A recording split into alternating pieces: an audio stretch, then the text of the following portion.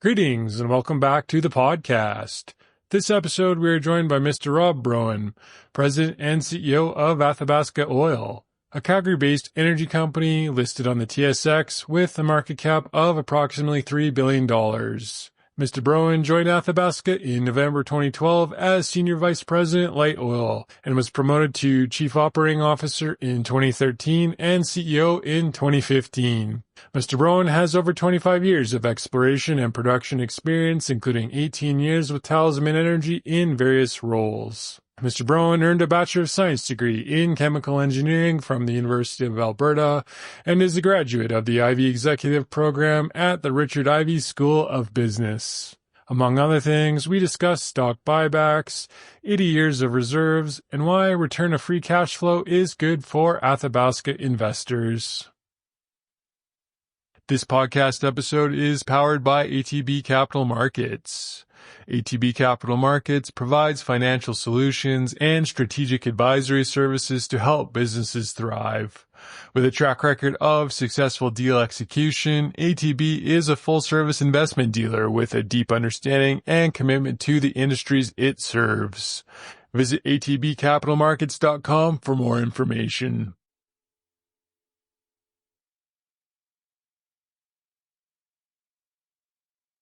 Good morning, Mr. Rob Broen. Thank you very much for doing this. I really appreciate your time. Thanks for having me. For the listener, you are the President and CEO of Athabasca Oil, but what is Athabasca Oil? Athabasca Oil is a mid-size producer. We're intentionally oil-weighted, so we're about 98% oil. We would be characterized as a very large resource company because we have oil sands assets. We also have a very big position in Kaybob in the Duvernay, and we hold those assets in a separate subsidiary company. We're really focused on generating cash flow and free cash flow. And we think we've got a great asset base to do that, a very low decline, long life asset base. And we're investing in our assets. So we're growing our oil sands assets, particularly our Leismer. We're investing in the Duvernay, and we've got the tailwinds of a narrowing differential on heavy oil. So doing that, we're able to generate a lot of free cash. And so we are also big believers in buybacks. So we're doing that in a pretty big way. And I think when you can grow your cash flow and reduce your share count, you get a really exponential kick on cash flow per share. And we think that's the biggest correlation to share price performance. So that's what we're about. And that's what you would read in our corporate presentation. And I'll just add, we're doing all that with a clean balance sheet. So we're in a net cash position, lots of insulation against volatility. I realized after we set up this conversation that your office is on 9th Ave and we're the Petroleum Club, so it's a bit of a walk, maybe not the smoothest request for the CEO, so I appreciate it. It was all inside, so no problem. Your time is valuable, so thank you. Maybe to go back in time a little bit, how did you get into energy and why?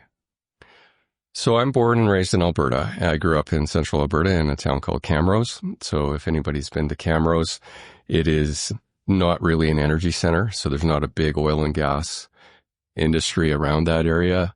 Grew up on a farm there. And I guess I was good at math and science. I went to the local college for a year and I decided I just needed to get a good job. So I transferred up to U of A and I got an engineering degree at U of A. And I entered the co-op program at the U of A, and I had 3 fantastic work terms working for oil and gas companies. I did one for Chevron, one for Shell, and one for BP Canada. And I was just amazed at the responsibilities that engineers got and the variety of work and how much fun they were having doing it. So I was pretty hooked on the industry from that point on. Like we talked about, somewhere along the way, you ended up at Sask Oil, which was where Neil Rizal, Paul Colburn, and Scott Saxberg were at. I don't know if you guys ever crossed paths. Yeah, it was really interesting. I've listened to those podcasts and obviously very, very successful individuals. When I graduated in 92, industry was really down quite a bit. And I had good work terms, but I would say probably less than a third of my graduating class was getting jobs when they graduated or had landed jobs when they graduated.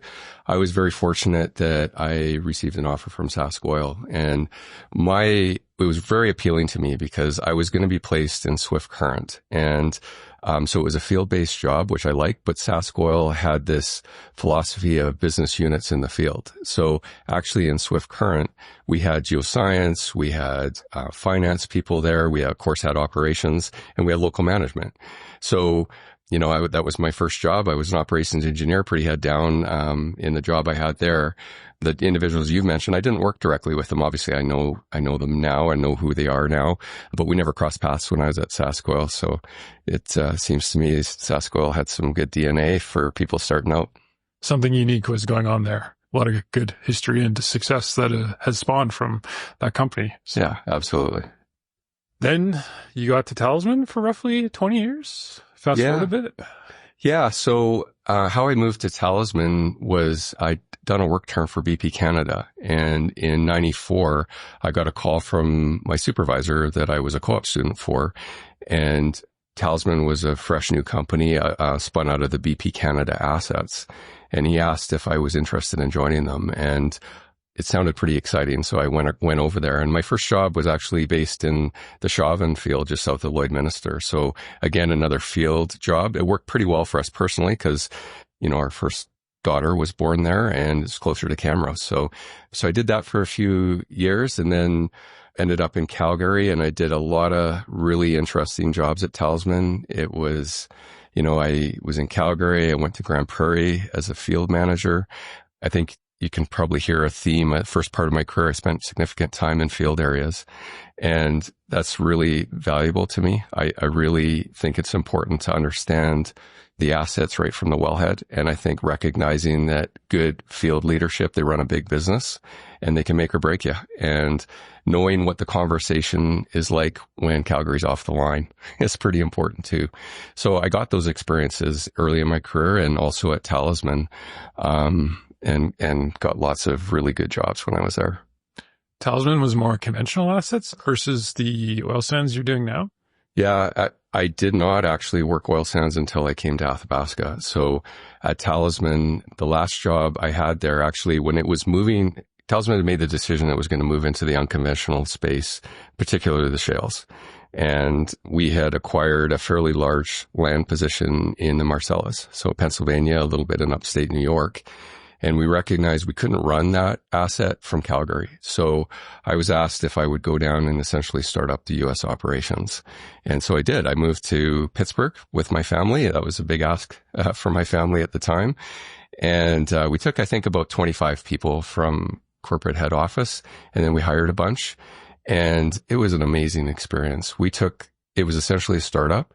We took our production from zero, standing start, to about 100,000 BOE a day. It was dry gas, but in about 3 years. And so very active, got to learn about U.S. politics and advocacy when we were there, and just a fantastic experience.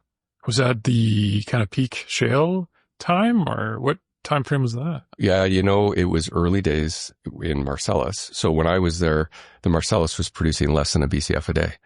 I think it was less than 500 million a day. So we were actually a pretty big player there. And now I think the Marcellus peaked at 27 or 28 BCF a day. So, it was very early in the day there. We actually acquired interest in Texas as well in the Eagle Ford and started operations, and we ran those for a period of time out of the Pittsburgh office until we could get established in Texas. So, that was my background on drilling and completing lots of wells. Hal Quisley was at Talisman while you were there, if I'm correct. What impact did he have on your career, and did you get a chance to work with him? Yeah, I'd say my biggest regret when I left Talisman was not getting to work directly with Hal. So Hal was on our board. I consider Hal a mentor and a friend, but he stepped in to take the helm of Talisman, and I really credit with him as finding a good outcome for Talisman. A lot of good people there that, deserved a good outcome. And so I wish I would have had that chance, but I think Hal's an icon in our industry, and he did a lot for Talisman, and I kind of missed the opportunity to work directly with him, but got to admire a lot of the things that he's done. I also should mention Talisman. If you look around, all the people that have come out of Talisman, we had a good culture. So some of my mentors and some of the people that I think very highly of, Jonathan Wright, NuVista, Scott Sobey, Hammerhead. There's kind of a new generation of CEOs coming in, Mike Lawford at NuVista, Mike Belenky at Advantage. So all of these guys came out of Talisman, and I worked with them all. And so I'm pretty proud that, we worked in a culture that kind of fostered a skill set that allowed you to step out. It's tough when you work somewhere for 20 years and you step out and you wonder, do I have the skill set? Like, I only have the Talisman lens. Can I really survive out there? And I think it's pretty clear that we did, and we were able to step out and be successful. So yeah, pretty proud of that too. But then you ended up back in Canada. What brought you back to Canada? Yeah, my move back to Canada, I think it was time for my family to get in a more grounded place, and gas prices had turned quite a bit. So it was time to move to a different spot. So I came back to Calgary, and the job I had is I was the senior vice president for shales for Talisman. And that included all the U.S. operations. It included Canadian shale basins that we had, which was the Montney and also Duvernay. Honestly, when I came back, the company looked quite a bit different. The culture had changed a lot. We had a different CEO that had been there for a while. Early days, Talisman was Jim Bucky, and, a real entrepreneurial culture. And even though I wasn't part of the executive team, we had a big M&A strategy as commodity prices were rising. So there was always new assets and new things coming into the company and new experiences. And it was just fun. When I came back in 2012, very different type of management. No nice way to say it, but it was a tougher management style. And some of the really good people that I'd worked with had left. There's lots of good people still there, but lots of people had left. And I felt I needed a change and a recharge. So I came back and was on the ground for a few months, and then I moved to Athabasca. Which just brings us to today, and I guess the subject of our conversation. Maybe to get into Athabasca, there's two portions of the company now. If I'm correct, there's the thermal portion and the Duvernay energy portion. For the listener, what is the thermal portion and what is the Duvernay energy portion? Sure. So first of all, I came across to Athabasca. The connection that I had is there was a board member at Athabasca, Ron Eckhart, who I'd worked with most of my career at Talisman. And I didn't come to Athabasca with this grand plan that I'm going to be CEO or run the company. That wasn't it at all, actually. I just wanted to come to a place that a good position, lots of energy internally in the company to do things. And I met a few people at Athabasca, and it felt pretty good. And I did know a few people at the company. I will give lots of credit to the founders. They established a very large land position, very large, hard to call it an asset base because there wasn't a lot of production yet, but a very large land position, and had a strong technical DNA in the company. And I appreciated that. So that's where I got introduced to thermal oil. And it was amazing looking at these assets that, have Darcy's of permeability and get recovery factors in the reservoir of 60 to 80%, and the amount of oil in place. It was pretty amazing. And it was fascinating because it clearly is not a good spot for greenfield development for a small company. And, but brownfield looked really hard to beat. And back when I joined, oil was $100. So everybody was high-fiving, and it was good times. We had to do a lot of transformation. So I would say business model started falling apart a little bit. The funding model was really doing joint ventures. And if anybody remembers Athabasca in those days, we had done this joint venture with PetroChina, and it was a put-call type agreement. And so Athabasca had a put to buy out the remaining working interests or to sell the remaining working interests in the asset. And we needed to exercise that. But oil price was falling, JVs were drying up. So the company needed a reset. And so the founders of the company backed away, and I was asked to take the CEO spot. And so that's how I ended up in the chair. We did something pretty, I don't know if it's unique, but the way we looked at that was company needed a reset.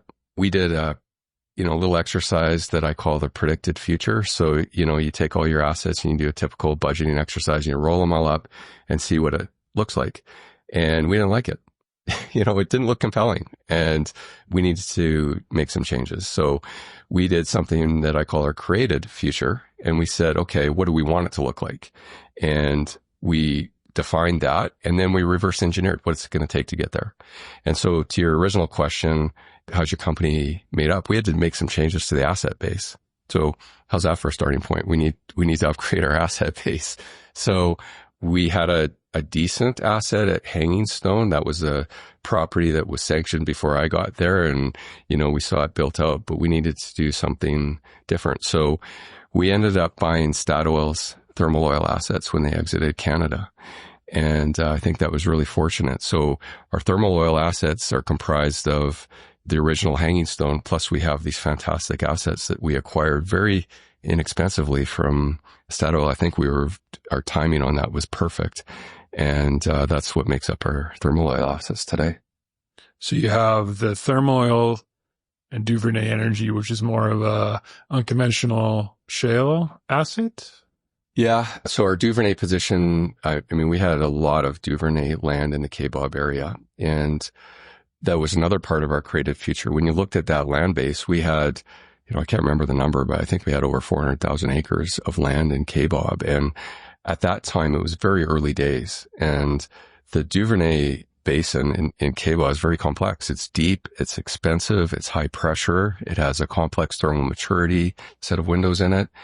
And at that time, 2015, there was maybe 30 wells drilled total. So it was early stage development, and we were faced with the decision, well, what do we do with this? We can't fund it.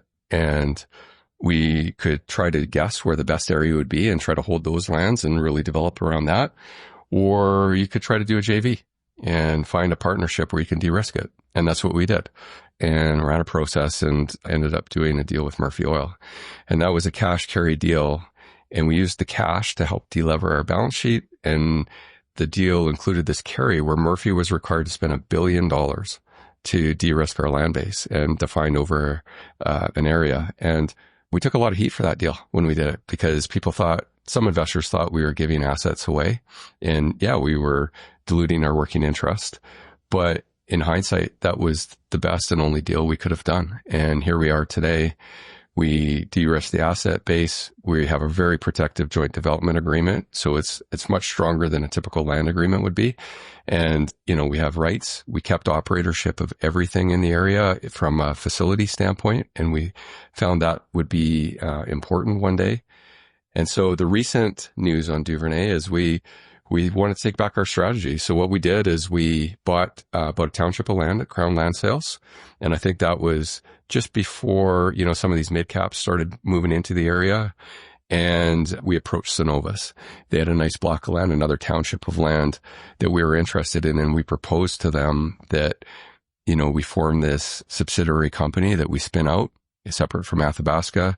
We keep the funding model clean. It's a self-funded growth engine, and they own a 30% equity interest. They're not a JV partner, they're an equity owner, and we own 70%.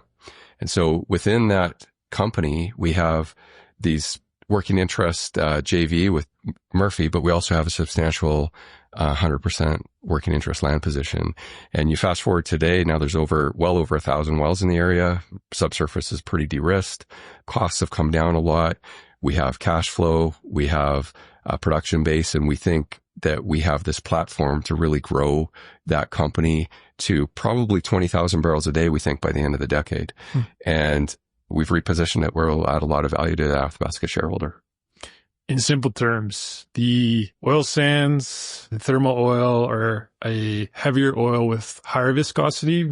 The unconventional assets are more natural gas and liquids. Is that a simple way to describe the asset business? Well, our unconventional Duvernay is very high liquid content. So I think we're about 87% liquids, and it's mostly a very light oil or a condensate quality. So in a way, it's our diluent that we blend with our bitumen that we produce in thermal oil. So yeah, thermal oil is a very heavy, high viscosity product that's in the reservoir. And we use SAGD technology, so steam assisted gravity drainage.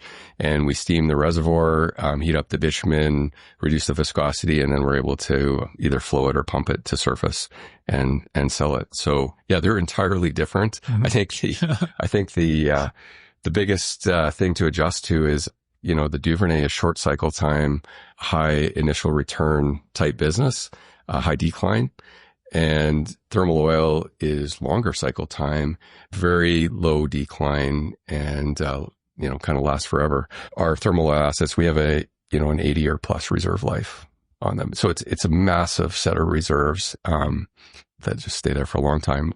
For a while, we put in our presentation that you see a lot of these light oil plays that pay out a couple times in the first year. Well, a thermal oil well will pay out 10 times in the first 5 years. So little different profile, not as many early payouts, but lots of payouts over a 5-year horizon. So a very different nature of production. This podcast episode is sponsored by Conate Water Solutions. Do you need cost-effective water sourcing options to supply your next drilling or completions program? Conate Water Solutions is a specialized hydrogeology company focused on water well drilling, testing, and water management services in Western Canada and Texas. Contact info@conatewater.com or check out conatewater.com for more details. This podcast episode is brought to you by Canada Action. Canada Action strongly believes that as long as the world needs oil and natural gas, it should be supplied by Canada, where the economic benefits support our Canadian families and social programs. Canada Action believes it's time to champion our energy sector to help build Canada up and get our national economy back on track. Learn more at canadaaction.ca. Along the way, you've had some interesting deals that have set up the company. Do you remember any in particular that really set you up on this path that you're on? Well, I think the company maker was our Statoil deal. And we bought those assets at a time when I think we caught everybody off guard. And we knew we needed to upgrade our portfolio. And in order to do that, we needed cash. So we did a couple of royalty deals. They're very unique royalty deals. They're contingent bitumen royalties is what we call them. They're not your traditional certain percentage on your top line revenue. It is, they don't kick in until WCS prices are $60 US a barrel net of transportation and storage. So you need like a $75 WTI for them to even kick in. And then they kick in at 2.5%. And it's a sliding scale as oil prices go up, but it works for us because we don't impair our cash flow when prices are low. And we pay it when prices are really high and we've got tons of cash flow. But the reason I mention that is that brought in $500 million to the company. It was a unique thing. And so we could go on the hunt for something of better quality.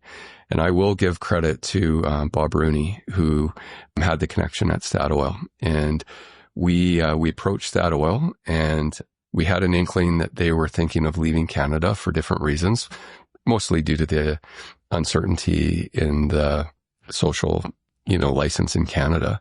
And that was a bet we were willing to make. And we got connected right to the top in London, almost to the top in London. And it was an exercise in, got one phone call to kind of explain who we were, why they should even consider us as a counterparty and what we had to offer. And so we did that. And luckily enough, we got invited to write a proposal to them that they took to their board. And all that did is open the door for us to enter into negotiation. I was really anxious about that transaction. We went to, 4 of us went over to London. In 2 weeks, we hammered out a deal. And for me, it was, we have to get definitive agreements done before Christmas. This was in the fall already. And if we don't, we're risking deal leak. We're risking not being able to do this deal. And I mean, our team pulled out all the stops and we got that done. And so we bought a set of assets that Statoil had invested $4 billion into. We bought them for $425 million cash, 20% equity in our company. And that was their choice, by the way. They didn't want to give up these assets and they knew what value and they wanted some, an option on the value we were going to create. And then something called a contingent value payment. So if oil prices ended up being at a certain level and we were making so much more money, we'd have to pay a portion of that back to them, which we never had to pay any of over a 4-year period. That felt good. We took a risk on financing. So we did the deal without refinancing our balance sheet. We did that afterwards. And probably most satisfying is there was a couple of oil sands deals done right after us, months after us. And one of them was C&Q buying Shell. And I knew that Murray Edwards, if he's buying, that was a good time to buy. And so that was really validating. And even though I don't know Murray very well or, to talk about that, and we were a model for them in any way, shape or form, but it was very validating to know you just bought something countercyclically for cheap. It's a good quality asset and it was going to change your company. So that was something that was a highlight for me. The art of the deal. How important is that one person that seems to be able to get deals done? Sort of that intangible skill. Have you found that to be impactful in Athabasca? Yeah, I mean, you got to think about what roles people can play that add value for you. And for example, in that Statoil deal, one thing we thought a lot about is we needed a bank's help to get this done. Well, who would have credibility on a world stage, in Statoil's shop? And we chose Goldman Sachs. And we asked if they would represent us, and they did. And, Statoil called them Goldies, right? So they were very familiar with them. And the fact that Goldman Sachs was willing to work with us gave us credibility. And, I talked about the connection that Bob Rooney had, and it was just knowing somebody that we could talk to that would penetrate an organization like that, huge. Really important to getting deals done. From a technical perspective, if we were to say the Athabasca Oil's product was a cheaply produced barrel of oil sent to market, other companies might be good customer service or the latest car off the line. What is the best way to produce your product from your perspective, in a technical perspective? What's the best way to do that? Well, I think I would describe, so we intentionally separated our thermal oil assets from our Duvernay assets. And we did that for capital allocation reasons. I don't think we were getting much value in our equity price because for the Duvernay assets, they were just small, and it wasn't clear how we were going to generate value in them. If we look at our thermal oil assets, the nature of them, like I was saying, is very low decline, very big reserve base. So you get this long life wall of production and essentially cash flow. So I think scale matters. So if you can invest in them and grow them at a very capital efficient way, then you've got a bigger brick of production and cash flow for a long period of time. And I think, I put it in perspective, $70 oil, is what we assume for our budget. We generate a ton of free cash flow. We'll generate $1.8 billion of free cash flow at that price for the next 5 years. And if there's volatility, it doesn't decline a lot. So you have levers to pull where you can back off the capital spend, and you don't have to spend that much capital to hold it flat. So we like that model. We think that is going to generate a ton of value over time for investors. And I think our investors appreciate that. You're technical by training. How important do you think that is to be able to focus on your product, which is getting a cheap barrel of oil out of the ground from a technical perspective? Like, that's the reason we're here. Yeah, I am technical. I'm probably more operational. I think it's pretty important that you understand your assets, and there are a lot of good financial leaders out there, a lot of good technical leaders. I think just having a good understanding and appreciation of the quality of your asset base is important. It's probably easier if you come from that technical background to really wrap your arms around that and understand it. But I think it's important in any oil and gas company. I mean, that's what we're in the business of doing, is having great assets, producing oil and gas, and doing it in the most cost-effective way. So that's really the fundamentals of all our companies. On that note, what makes Athabasca different from other companies in the oil sands sector? Well, in oil sands, companies are big, right? So there's a lot of really big companies, the Suncors, Cenovus of the world, and we're pretty small. So relative to companies our size in the mid-cap space, we have a massive reserve base and a long life assets. And I think that does make us different. We are very levered to heavy oil, obviously. So the WCS differential matters a lot to us. But at today's prices, we generate a lot of free cash flow, and the assets don't decline that much. So, sustaining capital to hold our production flat is much lower than most companies. And I think as a result, we can generate a lot of free cash at this level and sustain it. And I think that is a differentiator. Also, we're 98% oil. So we're not a mix of oil and gas. I'm not a gas, although a lot of my career I did spend in gas. It's an input cost for us right now. I'm a huge advocate for natural gas. I think we need more of it. I think we need LNG and everything. But for us, it's an input cost right now. So that's unique for us too. The critic would say SEG-D/heavy oil is expensive. Through the years, you've had to sell working interests to fund operations. So how do you balance large capital requirements with generating a profit going forward? Well, I'll tell you about our break-evens. So today, our operating break-even is just below $40 a barrel WTI. We can hold our production for about $50 a barrel, just under $50 a barrel WTI. all the growth that I've talked about, and we're growing our production about 13% per year for the next 5 years. That fully funded growth program will break even at just under $60 WTI. So yeah, there's higher fixed costs in thermal oil, but you can run a very efficient business. And today's oil prices, there's a huge leverage to free cash when you get above a certain threshold. And so going from $60 to $70, that's where we get the 1.8 billion of free cash for the next 5 years. And we're just under 40,000 barrels a day. So that's a big free cash flow margin in our business.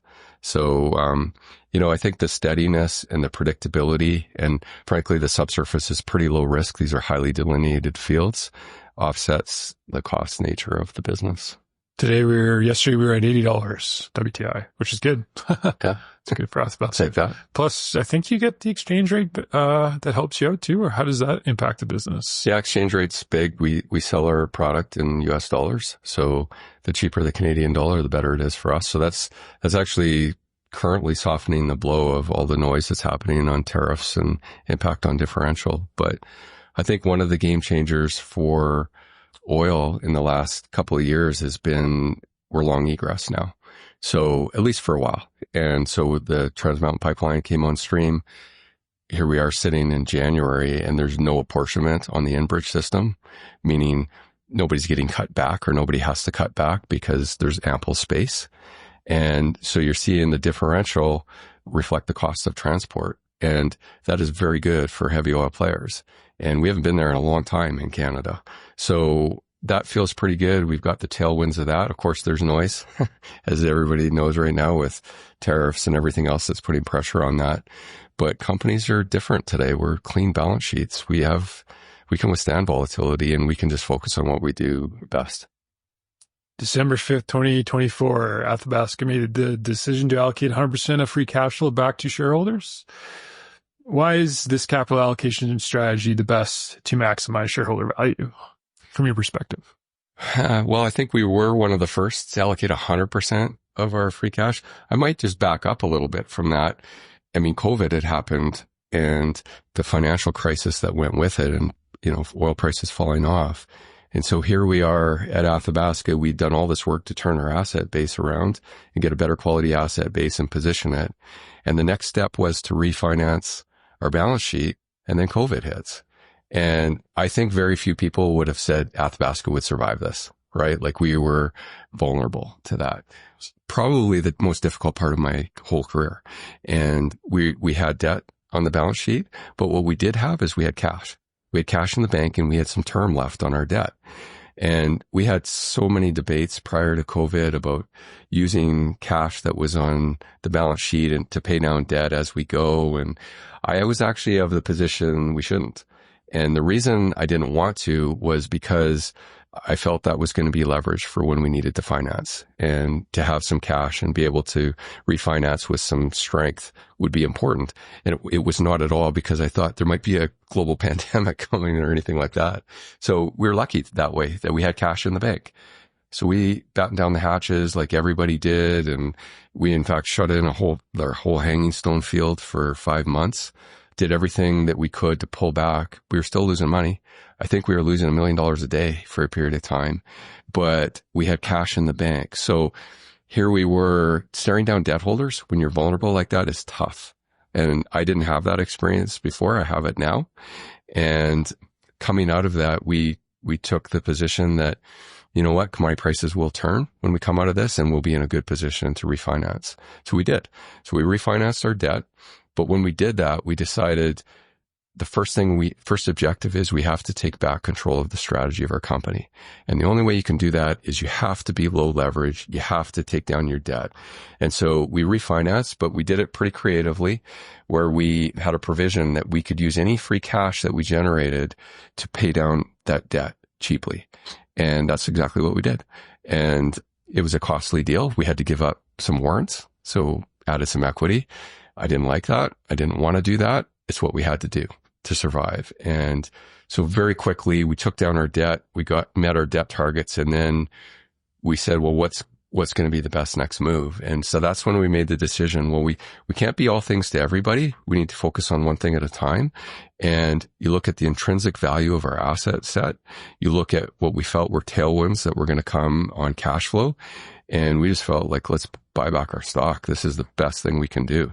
And so we started doing that in a very significant way. And, you fast forward to today, we've bought back almost $500 million worth of stock in not quite 2 years. And so that's a huge part of our market cap. And so our philosophy on this as we go along is we are growing the cash flow in the business. So we got the benefit of tailwinds from WCS prices, but we're also investing in our assets now. So we can grow Leismer, for example, that's our biggest producing asset. We're essentially doubling production at that asset at about 25,000 a flowing barrel. So we're growing our cash flow, growing our production. At the same time, if you can keep buying back your stock, you get that double whammy. And so it's like this exponential cash flow per share growth that you get. And so when we look out, the intrinsic value of our 2P reserves in our company are somewhere around $10 a share. You look at our cash flow per share that we're going to generate with the growth that we're doing in our assets and the continued buyback. We went from 2024 about $1 a share cash flow. We think we're going to be $2 or more per share cash flow in 2029. And so when we look at what's the best bang for our buck for our shareholders, keep buying back your stock. And that's why we're doing it. And it's not forever necessarily. Like there may be a point where that's not the best investment. But for now, we think, especially after tax, we think that's the best thing we can do. So I was curious about this. March of 2020, April 2020, oil crashed. It was negative 1 point. I remember when gas price was like 50 cents a liter. Those days, how close was Athabasca to making it? Well, I mean, it was terrifying. I mean, it was stressful. I mean, it was a 24/7 job to we felt we had got the company to a pretty lean place and really in control of our costs. And then that hits and you have to go deeper and cut to the bone and cut the bone. And, so we did lots of things to get through, including making a very difficult decision to shut in an oil sands asset, which hadn't been done in a big way before. And, when you shut in an asset, fortunately it was during the summer, but you risk collapsing a steam chamber. And if your steam chamber turns to water, can you get it back? And fortunately, we didn't. We managed to, we lost a little pressure in the reservoir, but it stayed steam conditions. So we were able to start it up in the winter again, just before winter hit. Those are hard decisions. But the hardest of all is dealing with debt holders that say, I'm coming for your company. It's now mine. And that's exactly how they tell you it is. And, you have to stare them down. And we did. And, we just said that's, one of us is going to be right and one of us is going to be wrong. And we're going to take that risk on behalf of our equity holders and not sell it all. And I'm glad we did. We hit a low of 10 cents a share during that time period. And people would ask me, should I buy stock? Is this a good time for people that had money? And it was hard to give them an answer. Use your own judgment. I don't know the outcome of this and where it's going to go. I believe in our assets and what we can do, but I don't know what's going to happen in the macro. There was one transaction that happened. Yeah. and a lot of your listeners would know, but when we had done our Statoil deal, we gave up some equity in the company during that deal. It was about 100 million shares. So it's 20% of the equity in our company. And one shareholder in particular, and there was a group of them, they managed to buy that position for 18 cents a share. And, you fast forward to today, we're 550 or whatever we are. It's a massive return.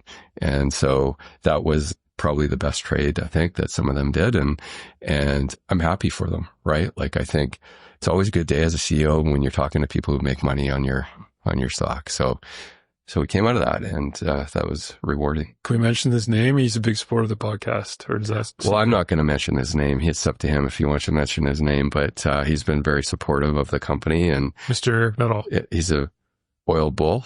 I know that. I appreciate the advocacy that he does. I think he's got a really good way of looking at how our companies should run. It just happens to coincide with our views. And so that was a good fit. But at the time, that was probably a big risk for him too. Right? Boy, should I really do this? And out of the cycle trade on that was amazing, for him. So happy for that. Has Athabasca considered paying a dividend? Yeah, we get asked that a fair bit. Look, my view on dividends, I think they're good for some companies and there's good strategies around them. We are probably not a dividend payer for a while. And it's just that for all the reasons I already mentioned, I think the buyback is a more compelling investment. Not only that, but we have the ability to grow our asset base. And when you're doing that in an asset base like ours, you're taking it to a higher level that has a very low decline. So you're generating this long-term value that you can maintain at a low capital cost. And to pay a dividend right now would add to our cost structure. And you already mentioned oil sands tend to have a higher cost structure, and I would view that as a permanent part of a cost structure. I do think if you're going to do it, you should be competitive. It should be a reason people want to buy you for your dividend. And that's hard to do because there's some good dividend paying companies out there. And it's just not the stage of the company we're at. Debt to cash flow of Athabasca is really good. If I'm correct, maybe not. Well, we're net cash. So we have $335 million of cash in the bank and $200 million of long-term debt. So we have more cash than debt. So we're in a good spot that way. And we keep some cash on the balance sheet, just the nature of our business, the nature of investment, but it also keeps us in control. And we're not hostage to covenant-based debt that is up for renewal and, ebbs and flows with volatility and commodities and other things that are happening in the macro. So we like our position. It gives us full control of our strategy. And I think that's important. And, it's ultra low debt, like no pristine balance sheet. Capital allocation has been an important part of the Athabasca strategy. Post-COVID-19, the tide lifted for all the boats, so to speak, but the share price of Athabasca has continued to rise since then. Would you attribute part of that to your strong capital allocation and the buybacks and whatnot? Yes. And I think one of the proudest things that we've had is, last year we were the number one returning energy company on total shareholder returns over the last 3 years. And we're number 3 on the entire Toronto Stock Exchange. That's very rewarding, not just for me, but our entire staff. I mean, we have the most amazing people at Athabasca. My executive team they're all in and, seeing that reward and importantly for our shareholders. So I think that we're not done. And I already mentioned that the continued strategy of growing our asset base, which we have very good assets that we can grow in a very economic way, and continuing to buy back our stock is a winning formula. It's kind of the utopia for me. If you can invest in your assets and keep growing while you're buying back stock, you get that exponential cash flow per share return. We did an exercise years ago of, what is the biggest variable that's related to stock price across industries? And it was consistently cash flow per share. And so we're pretty zeroed in on that, dialed in on that metric. This episode is brought to you by Upgrade Labs. Upgrade Labs offers a comprehensive range of cutting-edge performance and recovery services that have been proven to optimize your health in minutes, not hours. Whether it's accelerating muscle mass and bone density or addressing injury and inflammation, start your experience by booking a free cell health analysis at upgradelabs.com/Calgary. This podcast is brought to you by Energy United.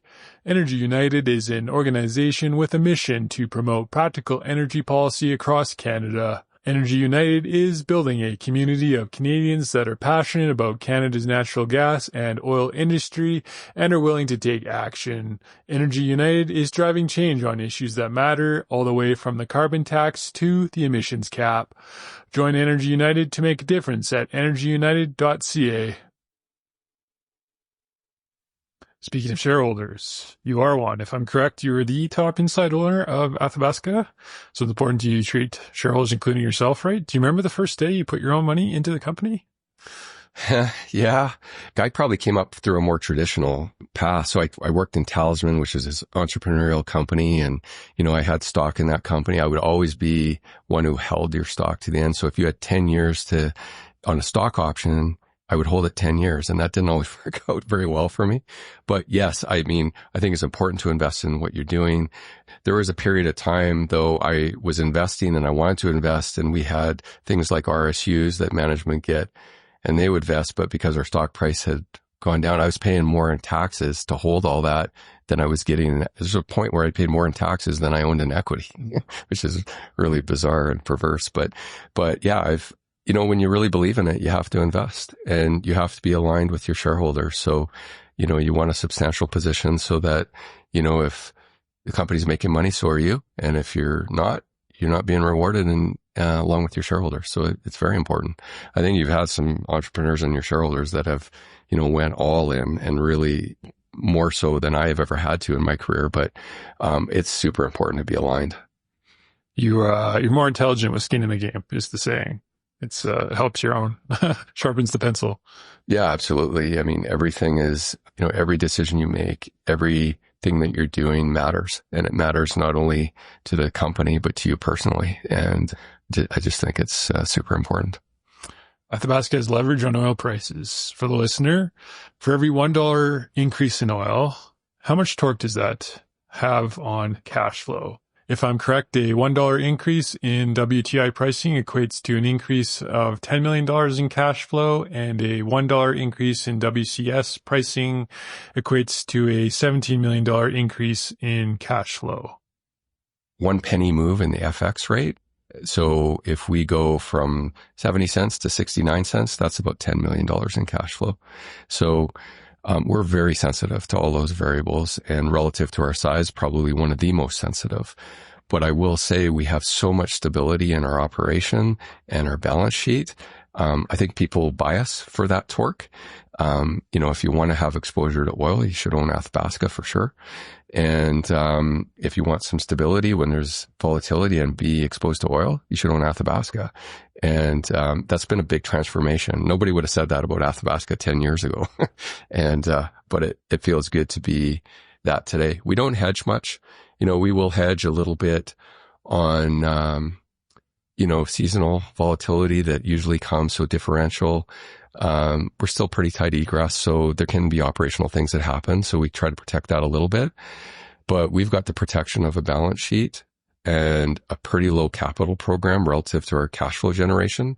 So there's not a lot of need to be putting an insurance policy on. And when we've had in the past, it's been collars that are quite wide. So, lots of exposure still there. I would say we take the same approach with share buybacks. So we don't speculate. We don't sit in the office and think like, where's oil going today or what's happening? Should we buy our stock and stuff? It is, we forecast our cash flow for a quarter and make an estimate how much free cash we're going to have. And then we put the order in. So we're in the market every day.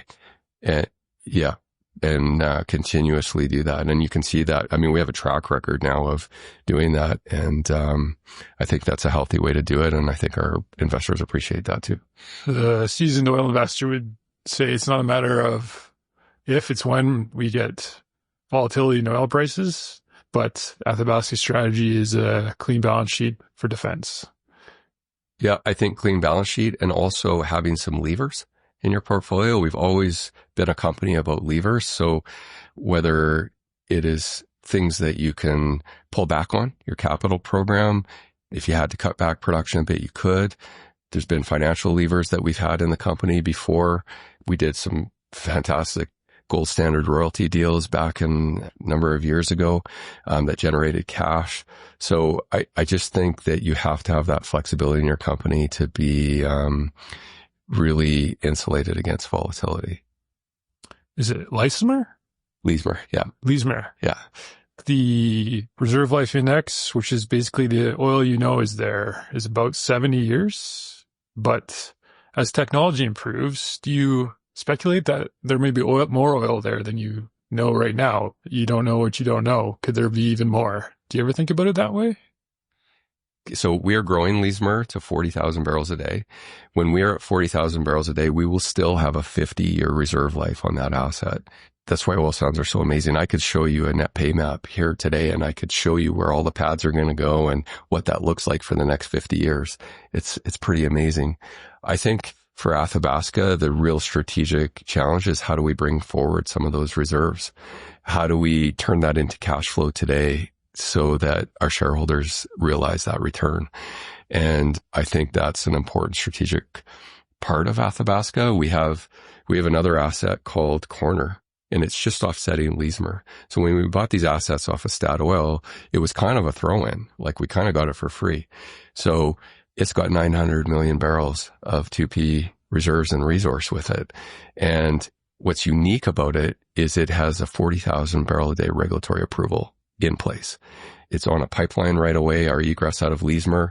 It is delineated. There's over 300 vertical delineation wells there. I mean, I'm not a geologist, but I could map it pretty much. And it is a fantastic quality reservoir. So I would love to see that being brought forward in our company. And it's a big investment. We're not going to do it off our balance sheet and current cash flow, but I think there's going to be opportunity to bring that forward. McDaniels, who does our reserves, would tell you that it's the best undeveloped asset, oil sands asset that's left in Canada.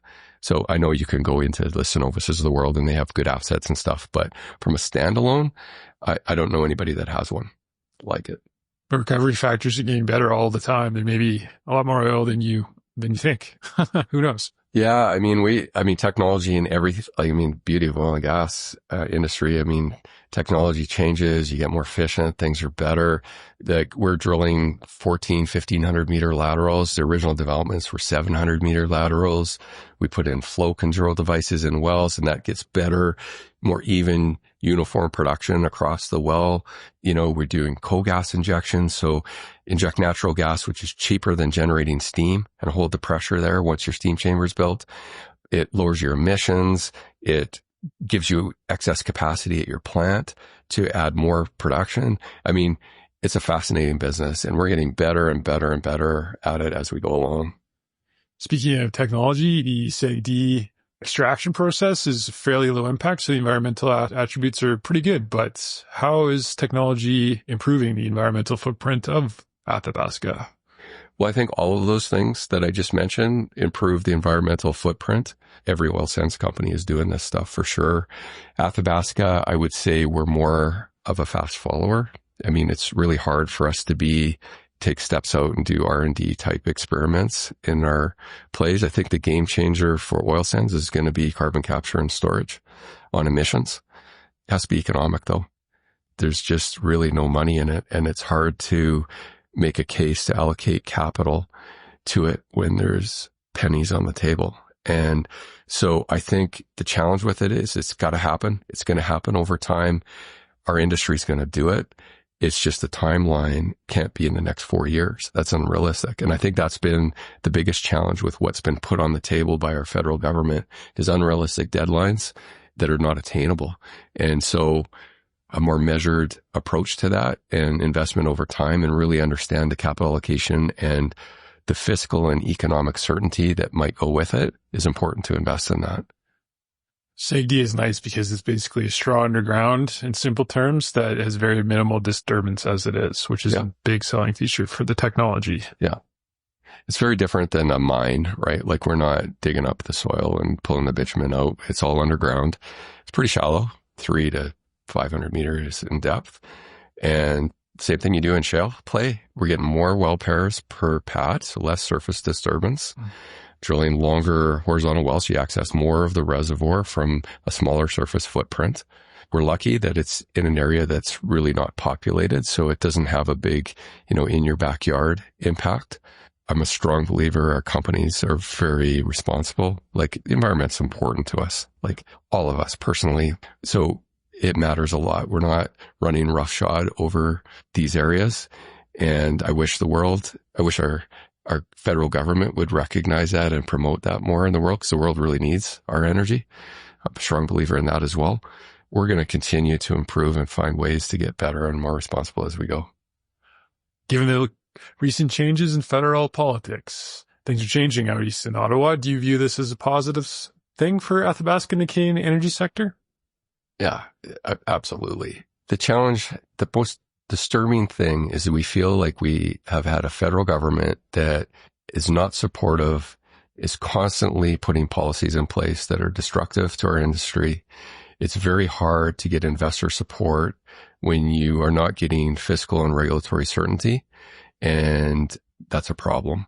So I think a change of the guard is going to happen. I personally think that's going to happen. And I think that's going to be very good for not just our industry, but for Canadians. It's a very important part of the economy. It's a very big job creator, not just in Alberta, but further than that. And I think globally, we are looked at as one of the most responsible countries in the world. And the more energy that we can provide to the world, the better off the world is. And it's kind of a purpose. At Athabasca, we have corporate values, but we also have a purpose. And what gets you out of bed in the morning? And what gets me out of bed is knowing that you're making people's lives better, right, with what you do. And I'm not embarrassed about it. And so fortunately, the politics around that are becoming pretty big, and it matters. It's almost a moral obligation to increase production. Yeah. And I mean, energy for affordability, right? Like you need energy to live. And the reality is all forms of energy are welcome, but there's no transition yet.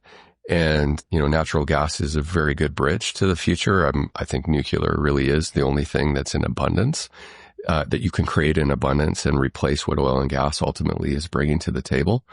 But 9 billion people in the world, a lot of them don't live like we do. And I think we have a moral obligation, like you say, to provide that energy and do it responsibly. So it's not polar opposites to reduce your emissions and get more responsible while also growing. Human quality of life goes up. I mean, the data is irrefutable. Like there's lots of evidence on that, and people that know that data off their fingertips way better than me. We've had some opinions on pipeline egress and progress in Canada. The egress issue is not as much as a factor anymore for Athabasca.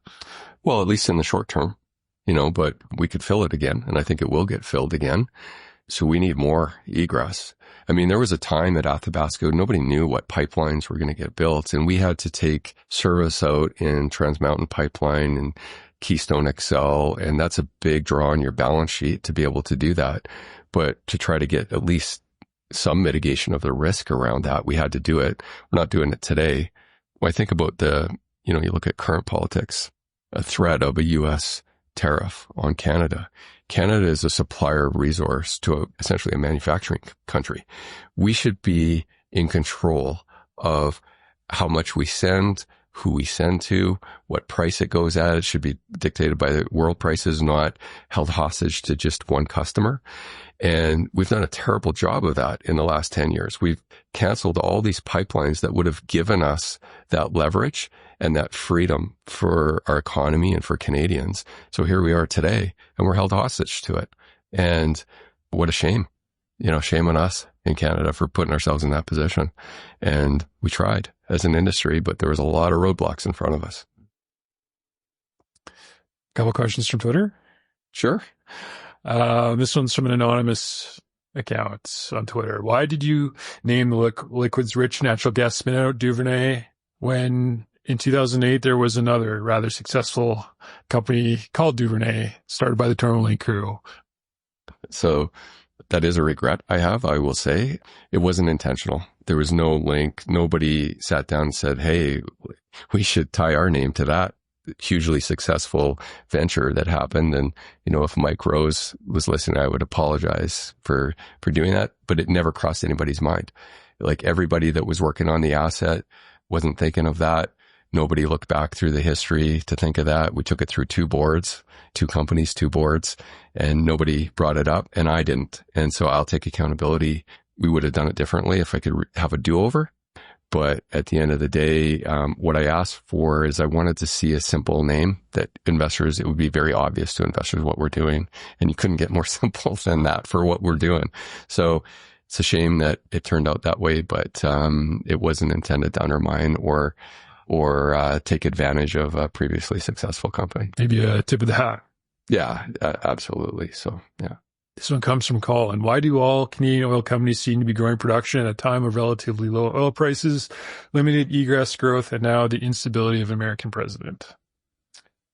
Well, I think because it's economic to do it. And, we're in the business of producing our oil and gas and making money. And, it's really hard to predict oil prices. Very hard. Everybody tries to do it. There's lots of financial institutions and commodity houses that have these complex models. But when I think about oil prices, I really believe in the fundamentals. Demand is growing. We're 105 million barrels a day now. Consumption, supply is finite. I think we've been chronically under funding supply, with the exception of OPEC that has maybe some excess inventory, but I don't think it's big in the scheme of things, and they are keeping prices constructive, and world storage is as low as it's ever been. So I think fundamentally oil price is pretty constructive, and it's hard to nail exactly what it's going to be, but there's a range. And if you can kind of pick the midpoint of that range, we think $70 was a good bet on that range. And yeah, we're $80 today, but we could be $65 tomorrow. And if you can operate and make good returns in that range, you should do it. And be modest about it. Don't spend all your cash flow trying to grow. Like, I don't think you really hear about that much anymore. But if you have the asset base to modestly grow and create this bigger production base that is more sustainable and will generate more free cash because it's very cheap to keep that production where it's at, which is what we are, I think it's a good thing to do. And so if you can do that while you're buying back stock and generating this continuous cash flow per share growth, that is a share price return. And I think that's good business. This may have changed or is changing. This one comes from Dane. Why doesn't Athabasca host quarterly conference calls? Yeah. So quarterly conference calls. So we're pretty small. We do very fulsome press releases every quarter.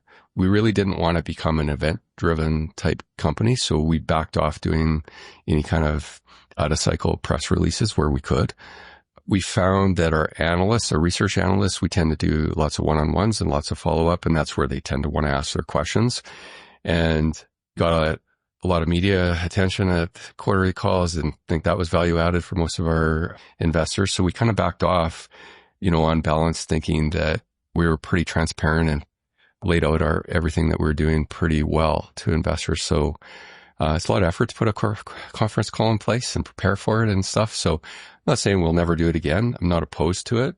We do a live annual meeting like everybody does. And the other thing is we weren't getting huge uptake on it, and at least not a lot of questions on it. And I think that's because, the big institutional shareholder base was doing it outside of a conference call. So that's as simple as that. You do podcasts like this once in a while. You just cover all your bases. And that's the first podcast I've done. So yeah. Anonymous, Oilers or Flames fan? Well, those that know me, I went to school in Edmonton. I grew up in the Edmonton area. I watched the Oilers in the heyday. I'm a diehard Oilers fan. I'm not a Flames hater.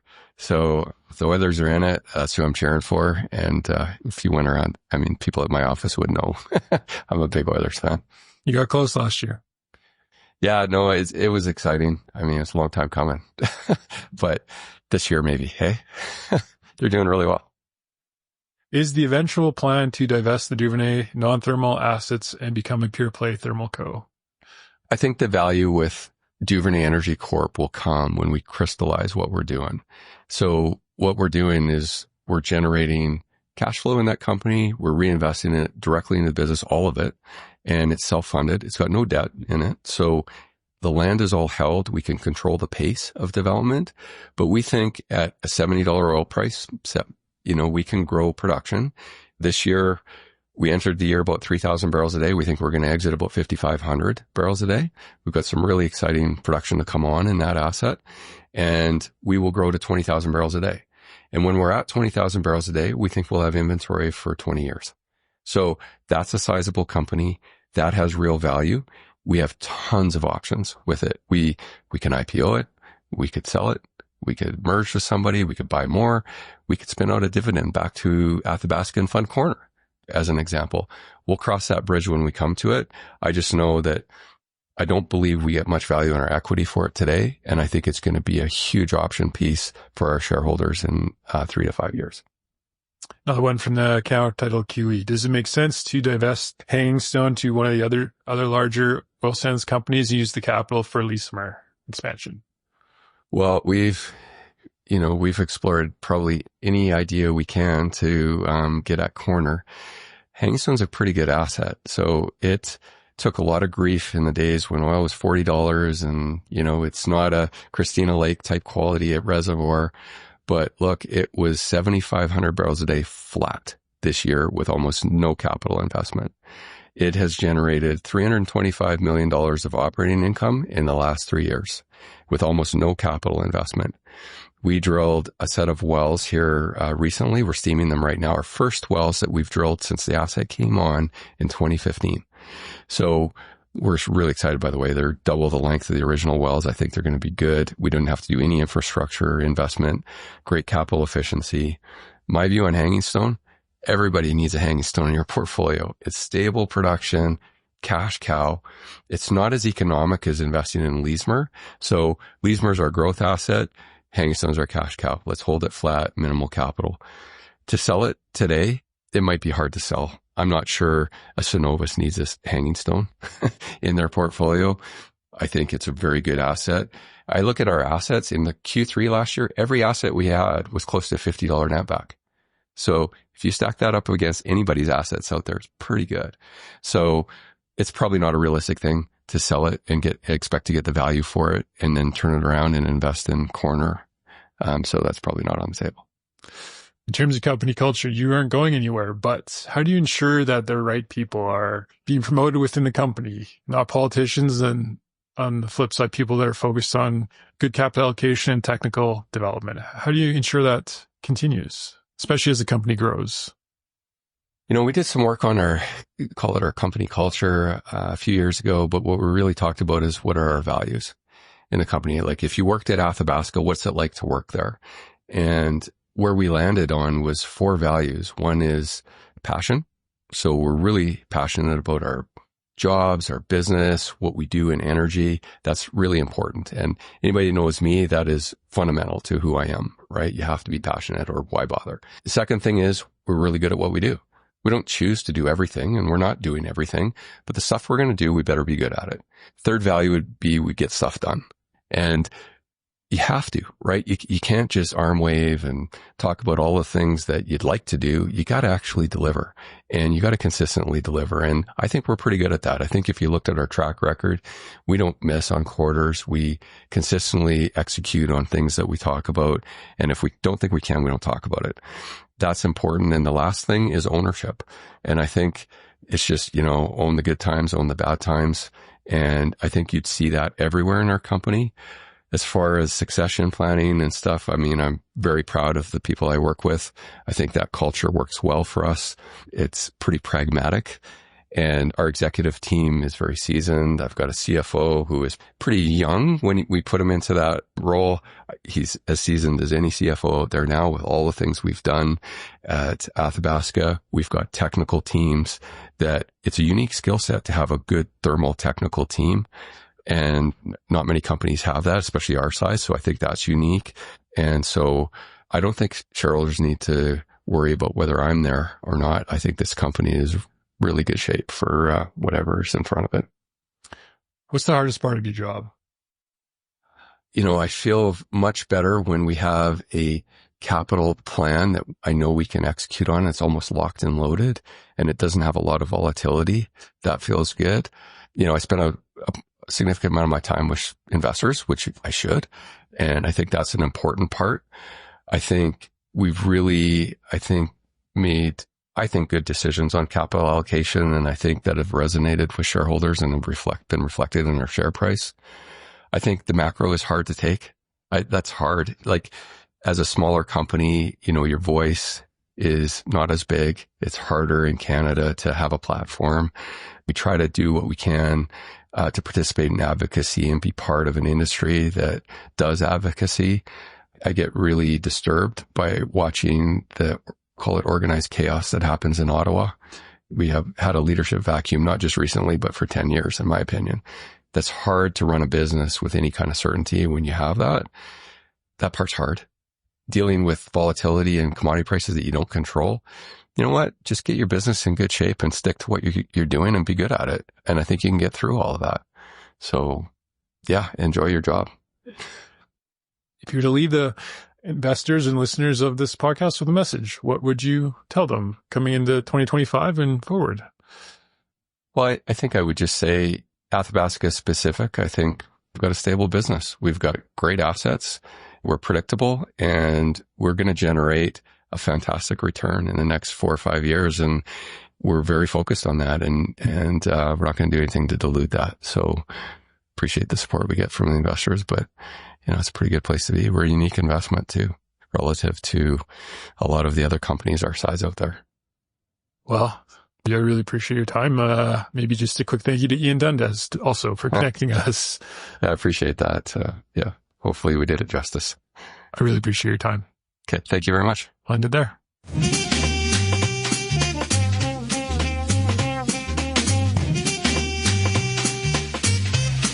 Hello, listeners out there. Thanks for checking out the podcast. Hopefully the episode provided some insights. If you enjoyed the show, check out trose.ca where more episodes are yet to come. You can also subscribe to the podcast where your token of support is much appreciated. Until next time, happy coffee drinking.